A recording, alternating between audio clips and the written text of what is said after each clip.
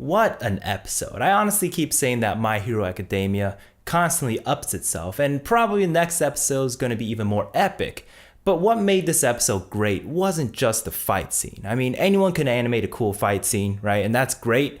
But what about the emotional and personal stakes involved? You got Todoroki's character development, Iida's brutal and harsh realization that he was wrong the entire time. I mean, just a lot of stuff. So we pick up where we left off from the last episode, and surprisingly enough, we see Endeavor show up, and he takes over the fight for Gran Torino. And he actually shows a lot of respect to his elders and, says to leave the rest to him. And it's kind of weird because why are you here of all places? And his response was, because I'm a hero. Honestly, just hearing that, I got goosebumps because I don't really like him because, he dragged his son, Todoroki, through hell through his entire childhood, right? And he attacked his wife and all that. So in general, he's just a really horrible father. But I guess at the end of it all, he's still a hero and a number 2 hero at that. And, that's a pretty high rank. You're not called the second best hero for nothing, right? So it's a testament to how dedicated to the job he is. He's only second to All Might, and I guess that's where his resentment comes from. He takes the work a bit too seriously and he wants to be the best. And so it's not too surprising that his resentment kind of turns him into the monster he was to his family. So there's a common thread, a common theme between Todoroki, his dad, and Iida, right? And it's letting resentment and hate get to you. It causes you to not either think straight, become a horrible person, or just do stupid things. And speaking of that, that's what Iida found out in this episode. In his really short fight with Stain, he gets some realization bombs dropped on him. I mean, he discovered what being a hero really means. He discovers what being a hero really means, and it's not seeking out revenge or vengeance, any of that stuff. Even if their friend gets killed or hurt, a hero takes out the villain for justice, not revenge, because revenge is selfish. You're putting your own feelings above what has to be done.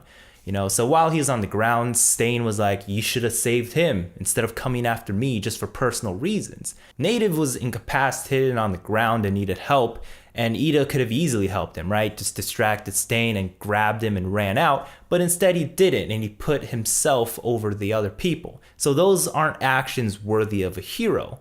And as creepy as Stain is, right, that was actually a pretty good point because his brother was a selfless hero, right? He put himself on the line, and by helping others, he inspired other people to be better as well. So what did Iida do that was truly heroic? Yeah, it's pretty brutal, man. And previously in the anime, he was really peppy and energetic in school. And now seeing him become twisted from anger and hatred, and then now crushed like this, it's such a big change in his character. Even though I agree with Stain's thesis, right? It's how his solution is that I disagree with, and it's really immoral. I mean, he believes he's doing a good thing because, cities after he's left became more safe, but you could get the same result by indiscriminately attacking people, right? When more crimes happen, the police, the heroes, they're all going to take more action. So I feel like this is just another way for him to justify his bloodthirst. And that's because literally that's his quirk. In this episode, we finally get to find out how his quirk works. And it's basically, he has to lick his enemy's blood and they basically become paralyzed. So yeah, that's not a really good way to change society. We do see true acts of heroism in this episode coming from Deku, and who's doing a pretty good job handling his quirk right after learning the new ability, and also Todoroki. Deku shows up on the scene first to stop Stain from killing Iida and tries to buy time and basically send out a message to where he was to Todoroki. But the entire time Iida's just being really prideful and is like, go away, It's like, it's me that has to take him out. I took on my brother's name. And it's like, what are you talking about? That doesn't even make sense. You're on the ground. You need all the help you can get. But Deku stands his ground, and even though he's shaken, he says a really badass line. Meddling when you don't need to, those are the actions of a true hero. And, that's what All Might said in the last arc, but, Deku's that type of person. Even though the cards may be stacked against him, he does it because it's right to do so.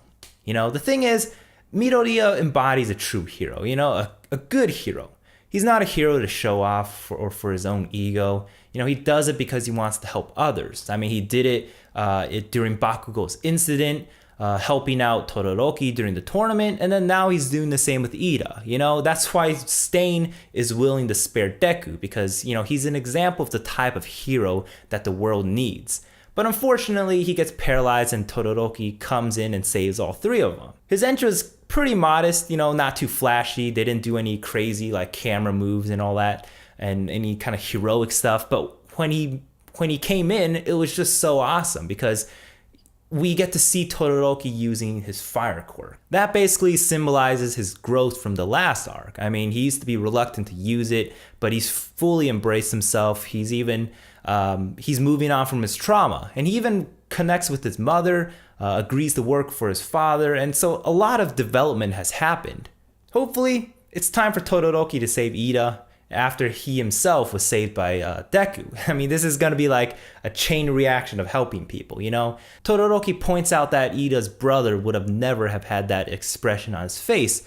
And, Todoroki is kind of familiar with that because, he himself used to be consumed with like anger and resentment for his father.